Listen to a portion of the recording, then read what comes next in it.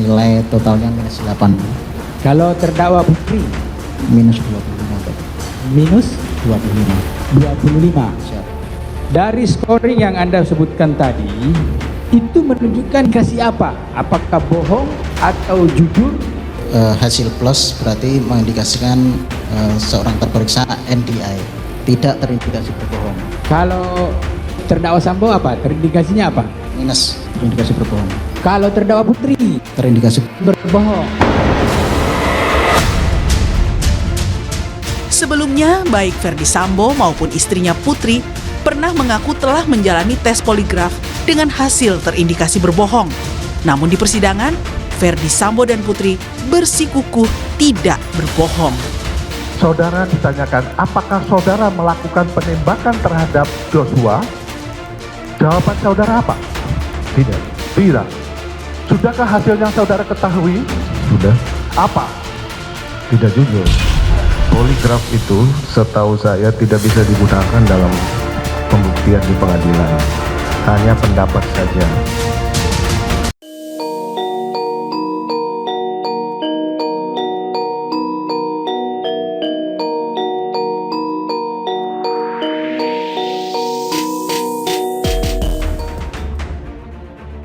Sudahkah hasil yang saudara ketahui? Sudah. Apa? Tidak jujur. Poligraf itu setahu saya tidak bisa digunakan dalam pembuktian di pengadilan. Hanya pendapat saja. Teman-teman, akhirnya saya seperti tersadar dari kebodohan setelah mengikuti perkembangan lie detektor. Ini sangat menakjubkan. Apa permainan di balik lie detektor ini, di balik poligraf ini? Semula kita bangga dengan ahli poligraf yang mengatakan Richard Eliezer itu jujur. Dan kemudian tidak berapa lama, dalam hitungan hari saja, ahli digital forensiknya dihadirkan dalam acara Rosi Kompas TV. Seolah-olah kita berterima kasih sekali dengan keterangan ahli poligraf ini. Oh, Richard Eliezer jujur. Padahal kalau kita berpikir lebih dalam lagi, kejujuran Richard Eliezer di dalam poligraf tersebut adalah justifikasi atau ponis, sehingga Richard Eliezer nggak bisa mengelak lagi. Sebab yang ditanyakan, apakah Anda menembak Yosua? Richard Eliezer menjawab, iya. Berarti Richard Eliezer jujur. Artinya dia tidak bisa mengelak lagi dengan mengatakan, oh tidak, saya tidak menembak Yosua. Jadi kejujuran Richard Eliezer itu sebetulnya jebakan dari alat. Coba kita kaitkan dengan apa yang dikatakan perselingkuhan antara Putri Chandrawati dan Brigadir Yosua Huta Barat. Alat lie detektor itu mengatakan bahwa Yosua Huta Barat dan Putri Chandrawati berselingkuh pada tanggal 7 Juli, 1 hari sebelum kejadian pembunuhan tersebut. Tapi coba kita perhatikan apa yang dikatakan oleh Ferdi Sambo. Ferdi Sambo ini adalah orang smart, pinter, bukan orang bodoh. Alat ini punya tingkat reliabilitas atau tingkat kepercayaan 93%.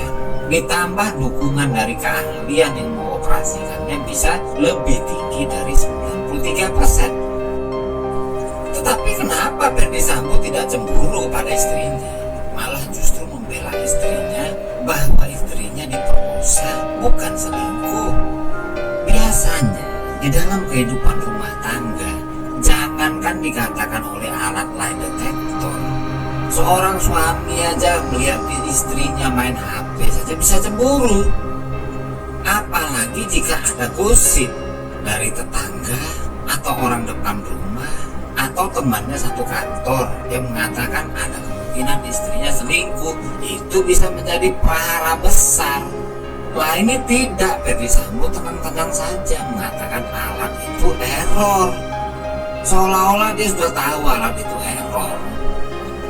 Ini yang mengherankan kita. biarkan saya lah. Kenapa Ferdi Sambo begitu percaya diri terhadap istrinya? Bahwa istrinya tidak selingkuh dengan Joshua, tapi diperkosa, dan mengatakan alat itu tidak benar. Nah, pertanyaannya, benar nggak hasil alat lie detector tersebut? Mari kita komparasikan apa yang dikatakan kesimpulan dari lie detector terhadap pertanyaan yang sama yang dilakukan terhadap Kuat Ma'ruf maupun Ricky Rizal. Kuat Ma'ruf tidak melihat Ferdi Sambo menembak. Lie detector mengatakan Kuat Ma'ruf berbohong. Ricky Rizal mengatakan Ferdi Sambo tidak menembak. Dikatakan Ricky Rizal jujur. Nah, ini kan satu jebakan. Artinya dengan dua keterangan yang dengan satu pertanyaan yang sama dan dua jawaban yang berbeda, berarti kan tingkat kepercayaan terhadap alat ini tinggal 50%. Alatnya yang apa memang jebakan, memang aneh-aneh. Saya contohkan, ini kan dari Puslapor Mabes Polri. Bagaimana dengan ahli digital forensik ini?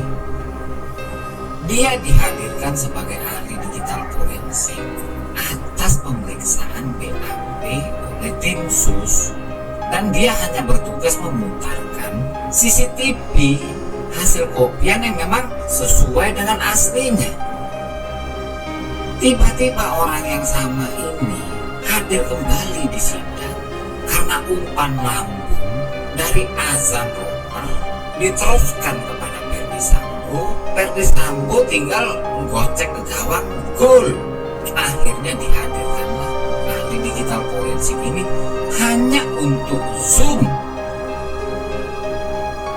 dari file video yang sama, yang mana yang satu memang betul original, artinya memang sesuai aslinya.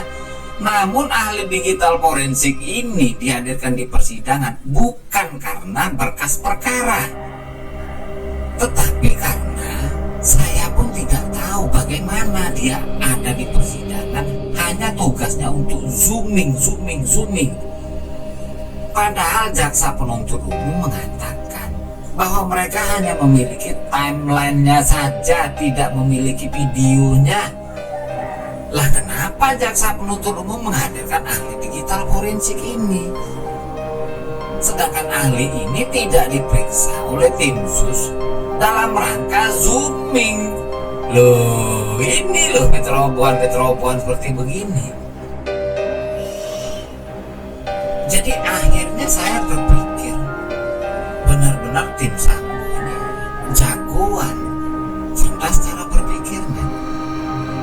Dan jaksa penuntut umum tidak jeli sama sekali, karena waktu ahli tersebut dihadirkan di persidangan dengan percaya diri mengatakan ini tingkat reliability-nya sebesar 93% plus. Tetapi ahli tersebut mengatakan Ricky Rizal tidak melihat Sambo menembak. Betul, benar Ricky Rizal. Kuat Ma'ruf tidak melihat Sambo menembak. Kuat Ma'ruf salah. Di mana 93%-nya mestinya jaksa penuntut umum mengejar ke sana. Apapun ceritanya, kalau kita bandingkan dengan CCTV, jangankan Ricky Rizal, Prayogi saja pun kupingnya sampai ditutup telinga dia karena kerasnya tembakan. Farhan Sabilah menyalakan petasan. Sudah tahu ada tembakan tersebut karena ini memang sudah direncanakan. Mereka semua sudah tahu bakal Ferdi Sambo menembak Brigadir Yosua. Ricky Rizal pun tahu dialah penghubung dari dalam rumah keluar, dari dia ke azan romer. Tiba-tiba dia dikatakan tidak mendengar suara tembakan Ferdi Sambo, tidak melihat Ferdi Sambo menembak, tapi dia jujur. Luar biasa kan? Saya teringat zaman sepak bola gajah dulu tahun 97 antara Indonesia dan Thailand. Thailand, takut ketemu Vietnam, malah masing-masing menggolkan ke gawang sendiri. Apakah sistem sepak bola gajah ini diterapkan di dalam persidangan ini? Kenapa begitu lugunya jaksa penuntut umum mendasarkan tuntutan kepada poligraf yang tingkat kepercayaannya sudah di bawah 50%? Saya tidak tertarik untuk adu argumentasi tentang ini pelecehan, ini perselingkuhan. Kenapa selingkuh? Kenapa Yosua harus dibunuh? Kalau dia selingkuh, Yosua harus dibunuh besoknya. Saya lebih kepada argumentasi tentang fakta yang dikatakan oleh ahli poligraf. Putri Chandrawati bohong, dikatakan tidak selingkuh, berarti Putri Chandrawati selingkuh. Richard Eliezer benar, tingkat kebenaran tertinggi. Inilah yang membuat orang pada saat itu berbangga ria, sehingga Rossi tanpa segan-segan memanggil ahli poligraf tersebut di dalam acaranya. Karena jika Joshua dan Putri Chandrawati selingkuh, berarti Ricky Rizal tidak melihat Ferdi Sambo menembak. Jawabnya itu bohong. Tetapi Ricky Rizal tidak melihat Ferdi Sambo menembak, tidak mendengar Ferdi Sambo menembak. Jawabnya benar, jujur Ricky Rizal. Sebaliknya, Kuat Ma'ruf tidak melihat Ferdi Sambo menembak, tidak mendengar Ferdi Sambo menembak. Jawabnya bohong. Lah, aneh kan? Karena kalau kita sandingkan dengan CCTV ini, jangankan mereka yang di dalam rumah, yang di luar rumah saja bekerja sama secara harmonis. Semua juga tahu kapan penembakan pertama dilakukan oleh siapa, kapan penembakan kedua dilakukan oleh siapa, ancang-ancangnya bagaimana. Ini yang saya katakan, harusnya jangan menggunakan lie detector, tapi gunakanlah CCTV ini dikombinasikan dengan bukti DNA. Tingkat kepercayaan terhadap CCTV 100%. Tingkat kepercayaan terhadap DNA 99,99%. Ini yang harus digunakan jaksa dalam melakukan tuntutan. Nah, tapi nasi sudah menjadi bubur.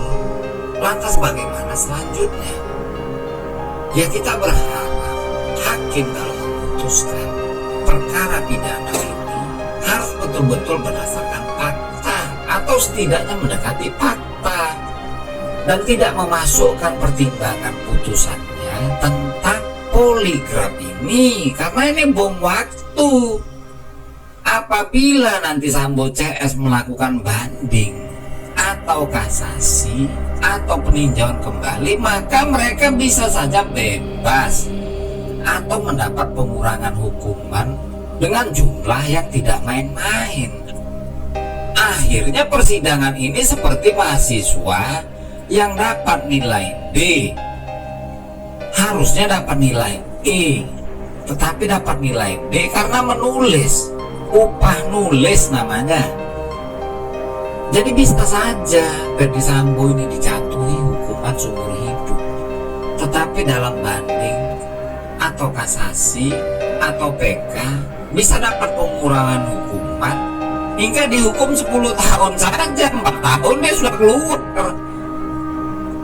gara-gara penggunaan lie detector, poligraf. Ini kan jebakan Batman. Poligraf dikatakan 93%, alatnya saja sudah tingkat kehandalannya 93%. Tetapi dua orang di tempat yang sama ditanyakan terhadap satu pertanyaan, jawabannya berbeda. Yang satu dikatakan jujur, jawabannya sama, tidak menembak. Tapi yang satu dikatakan jujur, yang satu dikatakan bohong. Ini kan lucu. Sedangkan mereka itu pembunuhan berencana. Artinya sebelum proses di Duren 3 tersebut mereka sudah merencanakan pembunuhan. Bagaimana mungkin mereka tidak sama satu irama dalam melihat satu kejadian? Karena alat ini kalau begitu berarti tidak ada pembunuhan berencana. Yang ada adalah pembunuhan sekonyong-konyong, accident, atau pasal 338, atau penganiayaan berat yang mengakibatkan korban meninggal dunia. Ini yang harus diwaspadai. Kadang-kadang kita harus berpikir seperti bagaimana cara pemikirannya Agatha Christie menuangkan pikiran tulisan-tulisannya dalam novel yang mengisahkan seorang detektif Hercule Poirot. Artinya tidak boleh percaya kepada siapapun, karena sekali kita percaya maka tingkat investigasi kita pun menjadi melemah. Misalnya kita percaya kepada Azan Romer, alhasil kan konyol bahwa Azan Romer inilah kuda Troyanya Sambo untuk membawa ahli digital forensik hadir sebagai ahli untuk zoom di persidangan. Padahal ahli digital forensik ini tidak di BAP dalam proses zooming, tapi bisa tiba-tiba nongol di persidangan dan dianggap sebagai ahli dari jaksa penuntut umum. Tidak ada di dalam berkas perkara ahli digital forensik ini, tapi dia bisa hadir sebagai ahli di persidangan. Ini kan penyelundupan dari ahli. Siapa yang menyelundupkan ahli digital forensik ini? Jadi memang semakin membingungkan. Tuntutan jaksa ini dikatakan bumbu. Pengadilan kan bukan dapur. Jaksa kan bukan chef, bukan tukang masak. Untuk apa bumbu? Yang dikejar di persidangan itu kan fakta, bukan bumbu Ajinomoto kayak ketumbar, merica, atau lengkuas, atau kunyit. Tidak. Tuntutan jaksa harus berdasarkan fakta, bukan bumbu. Jadi satu-satunya harapan tinggal kepada putusan hakim di dalam persidangan ini. Tidak ada lagi harapan yang lain. Jaksa sudah menuntut berdasarkan poligraf yang tingkat kehandalannya di bawah 50%. Ini kan sama dengan judi togel jadinya. Dikasih 1.000, kalau menang dapatnya 60.000, kalau kalah ya tingkat keterpilihannya 100, tingkat probabilitasnya itu 100, dari 00 sampai 99. Misalnya 2 angka nih, togel nih, 2 angka togel. Jadi kalau kita kena dapatnya 60.000, kalau modalnya 1.000. Tetapi untuk mendapatkan 60.000 itu kita harus membayar 100.000, kan sama aja bohong. Masih mending 50%. Ini di bawah 50% kehandalan dari alat lie detektornya. Atau memang ya inilah jebakan Batman. Tiba-tiba pada saat pertama ya sepertinya orang senang. Karena apa? Faktor Richard Eliezer dikatakan benar. Nah, benarnya Richard Eliezer kan benarnya dia menembak Sambo, menembak Joshua. Berarti kan dia tidak bisa lagi melakukan manuver untuk tidak mengakui alat lie detektor tersebut. Artinya Richard Eliezer itu memang dijebak untuk dijadikan sebagai pelaku utama. Dan kuat maklum, Ricky Rizal, Ferdi Sambo, Putri Chandrawati ada kemungkinan mendapat pengurangan hukuman dan bahkan bebas di pengadilan yang lebih tinggi nantinya. Ini yang saya katakan sangat berbahaya. Teman-teman, akhirnya saya seperti tersadar dari kebutuhan